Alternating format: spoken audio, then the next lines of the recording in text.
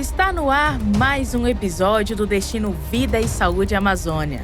Nossa jornada por essa imensidão verde tem sido marcada por encontros inesquecíveis e descobertas que transformam. Mas a Amazônia, com toda a sua força, mistério e exuberância, ainda guarda segredos que impressionam. No episódio de hoje, vamos navegar por um dos tesouros escondidos dessa terra, o segundo maior arquipélago do planeta. Um cenário que tira o fôlego e nos lembra o quanto a natureza pode ser grandiosa. Aqui, tudo pulsa com mais intensidade. As águas, a mata, os sons, a vida. E tem mais.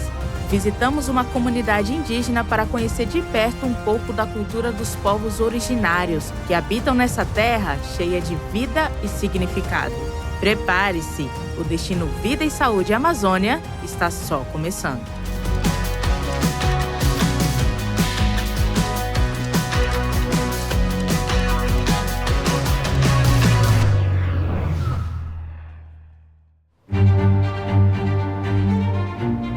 Nessa jornada pelo coração da Amazônia, um dos cenários mais impressionantes que encontramos foi o Parque Nacional de Anavilhanas, o segundo maior arquipélago fluvial do mundo, com cerca de 400 ilhas e mais de 60 lagos.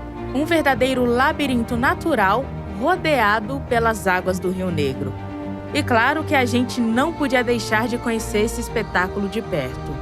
Nossa aventura começou bem cedo. Pegamos a estrada e encaramos quase 200 quilômetros até Novo Airão, cidade que se destaca como uma das principais portas de entrada para o parque. É ali que funciona uma das bases do ICMBio, um instituto responsável por proteger, fiscalizar e preservar esse tesouro amazônico.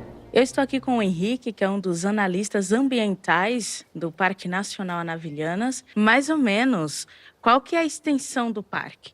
Ele tem pouco mais de 350 mil hectares, né? E ele vai aqui de margem a margem do rio e tem uma extensão, não lembro agora em termos de quilômetros, né? Mas uma extensão bem grande. Pega o município de Manaus e pega também o município de Novo Airão.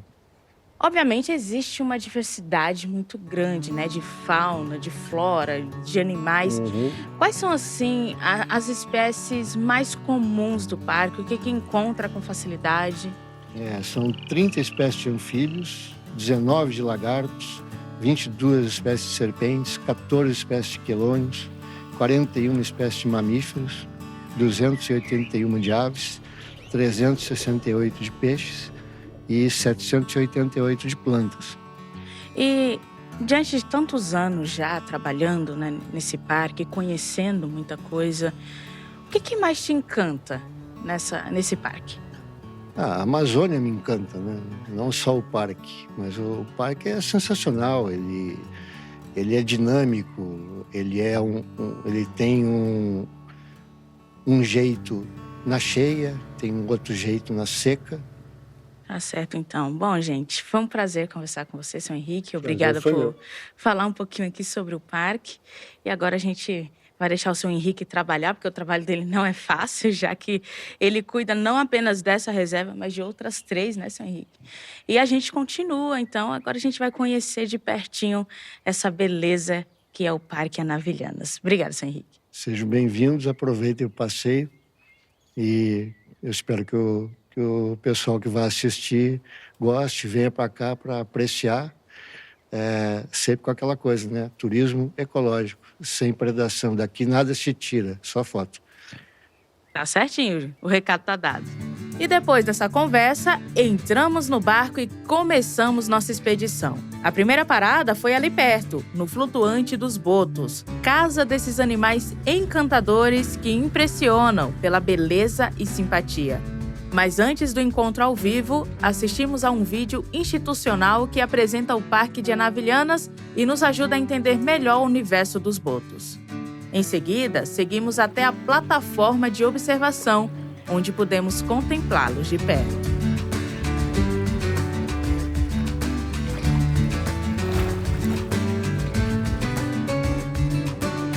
Gente, ela estava me explicando aqui que existe uma hierarquia no mundo dos botos. Então, existe como se fosse um líder. Quando ele está aqui, os outros não podem se aproximar, porque ele é o chefe. Então, a técnica que eles usam é eles lançam o peixe longe para que os outros também venham e consigam se alimentar e interagir conosco. Você pode ver aqui, ó, que tem 2. Eles são os maiores. Então, um respeita a hierarquia do outro. Só que a prioridade é o Chico. Ele que deve ser o primeiro. Se ela pega e dá para o outro, isso pode gerar briga entre eles. Interessante, né? Até no mundo animal existe uma hierarquia a ser obedecida.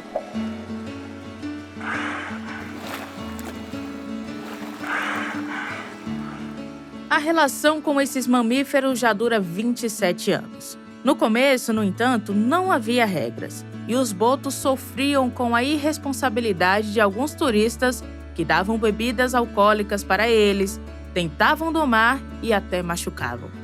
Mas tudo mudou em 2008, quando a área foi transformada em parque nacional. A partir daí, a interação passou a ser regulada. Hoje, quem visita o flutuante dos botos só pode tocar nos animais nos pontos indicados pelas guias e tirar fotos. A alimentação também é controlada, feita apenas pelos responsáveis.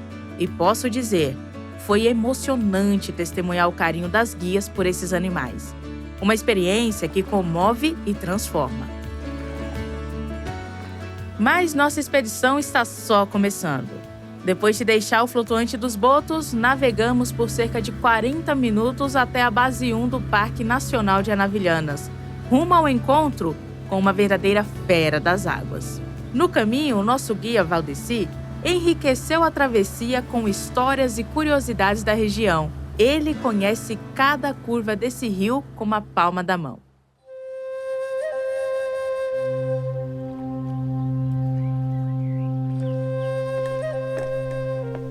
Chegando na base 1, o André, um dos agentes ambientais do local, nos levou para conhecer o Jason, essa fera de 4 metros.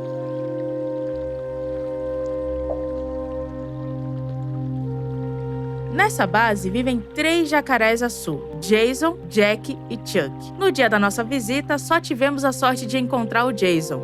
Os outros provavelmente estavam rio afora em busca de alimento.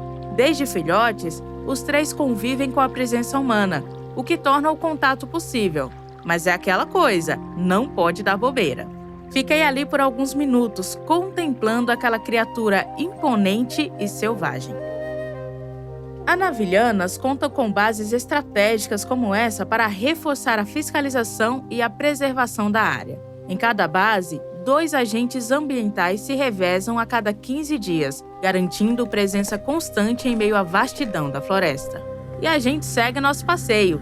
Dessa vez, vamos para a base 2. Essa aqui é a base 2, a Puaú chamada.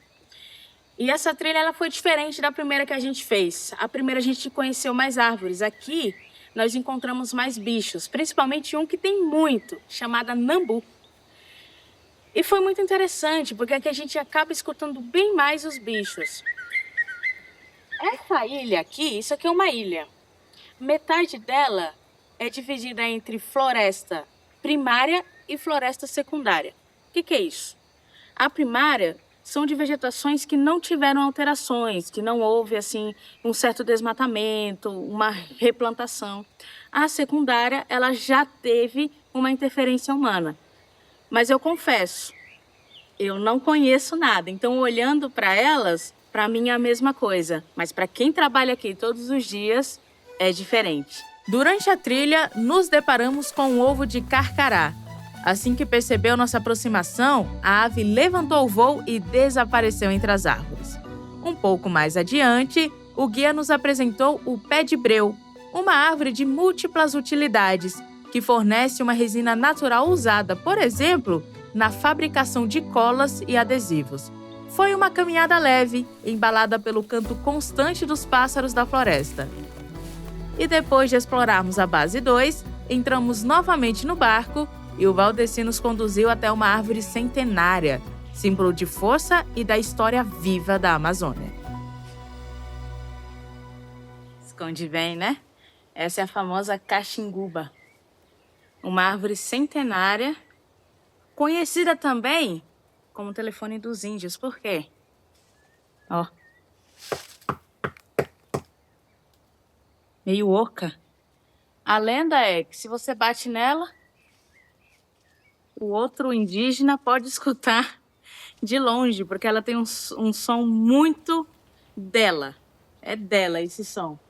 E ela também é muito usada para aquelas pessoas que estão se escondendo de animais selvagens ou porventura se perderam na floresta. Ela serve como uma proteção. Ó, ela esconde muito bem. E aqui muita gente também usa para, se um animal selvagem vir, você tem meio que um jeito de se defender. Ela te ajuda a se manter em pé e te dá um pouco mais de condições para se defender. Não sei se tem muita chance, né? Mas quem tenta, talvez consiga. No livro A Vida Secreta das Árvores, um engenheiro florestal revela algo surpreendente. As árvores vivem em comunidade. Elas trocam nutrientes pelas raízes e se comunicam para afastar predadores e até cuidam uma das outras. Incrível, né? Parece fantasia, mas é pura realidade. E o mais impressionante é que eu vi isso com meus próprios olhos. Aqui é a ilha do Parque Nacional de Anavilhana, né? E como essas ilhas ela tem o solo bem pouco, né? Talvez sejam 50 centímetros só de solo. E aí as raízes das plantas elas ficam se trançando, se segurando uma nas outras, né? Aí o que aconteceu com a raiz dessa árvore grande aí, né? Ela veio aqui, abraçou o tronco dessa planta aqui, ó, até. Aí a outra veio aqui, saiu aqui, olha aqui, tá vendo? Ah, aí, o tronco dela. Aí ela fez isso aqui, aí abraçou aqui esse tronco. Fez assim com quem tá abraçado para segurar a outra. 50 centímetros só de sol. Sim, porque o resto é argila. Argila, embaixo é argila. E aí na argila, as raízes elas não penetram. Elas só ficam no solo. Então ela vem e faz toda essa volta aqui. Pra se manter viva, mas acaba ajudando essa aqui também, né? Sim, para segurar, né? E para fechar esse passeio inesquecível por Anavilhanas, Valdeci nos levou até um igapó, onde o rio se mistura à floresta num abraço silencioso, formando uma paisagem de beleza rara que hipnotiza o olhar e acalma a alma.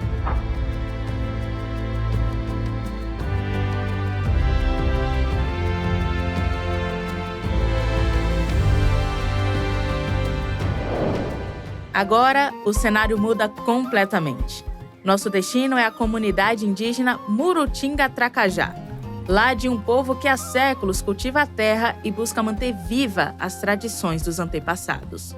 E para começar essa imersão, nada mais justo do que ouvir quem guia esse território com sabedoria. A Tuxaua Maria Lúcia, liderança respeitada e guardiã dos saberes do seu povo. Aqui na comunidade, mais ou menos quantas famílias que tem ou quantas pessoas que... A família tem 435. Muita gente, né? Muita gente, é. Qual que é o maior desafio em liderar toda essa comunidade? O desafio é muito grande. Né? Para liderar uma pessoa assim, dentro de uma comunidade, precisa a pessoa ter muito conhecimento. Falar sobre uma comunidade indígena é inevitavelmente falar sobre arte. Os povos originários se destacam em muitas áreas, e a expressão artística é uma das mais marcantes. Foi assim que conhecemos Tuniel, artista plástico com um talento singular e um currículo que já ultrapassou fronteiras, com exposições em vários países. Gente, a gente veio conhecer aqui o ateliê do Tuniel e de cara eu olhei esse violão e já me chamou muita atenção, porque ele tem muitas cores, muitos traços. Tuniel, me fala, quais são os significados, que representação você quis trazer da cultura indígena para esse violão aqui? Essas aqui são cores, né, que representam a nossa cultura, o genipapo, o urucum, né, a qual a gente usa para pintar o nosso corpo, e também a argila, que a gente usa tanto para pintar o nosso corpo, como também para fazer, né, algo mais arte, né? E também esses traços, né, eles trazem uma simbologia muito forte, né, para o meu povo, porque ele representa a nossa identidade cultural. E antes de me despedir, é claro que eu não poderia deixar de fazer um pedido especial. Quis ver de perto o talento de Tuniel em ação. Pedi para que ele criasse uma de suas obras ali, diante dos meus olhos. Um momento de pura conexão com as tradições. E ele atendeu ao pedido com generosidade. Criou grafismos corporais, verdadeiras obras de arte, que em poucos traços ganharam forma, cor e significado. Um gesto simples, mas carregado de beleza e ancestralidade.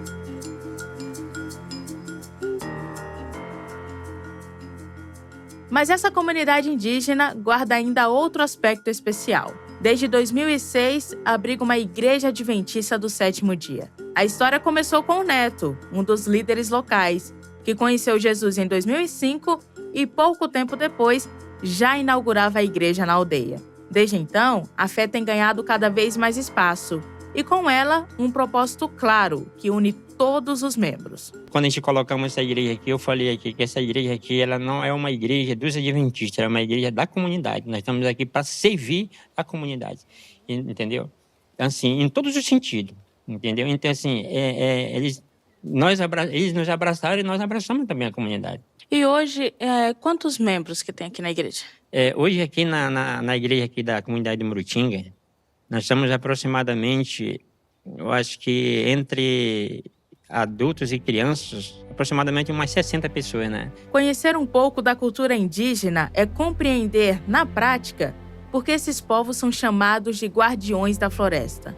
Mas também é se deparar com o peso da nossa responsabilidade, como cristãos, de cuidar e preservar aquilo que Deus criou com tanto amor. O Destino Vida e Saúde Amazônia fica por aqui. Semana que vem, você vai mergulhar nos sabores da região e descobrir mais sobre a rica gastronomia local. Até lá!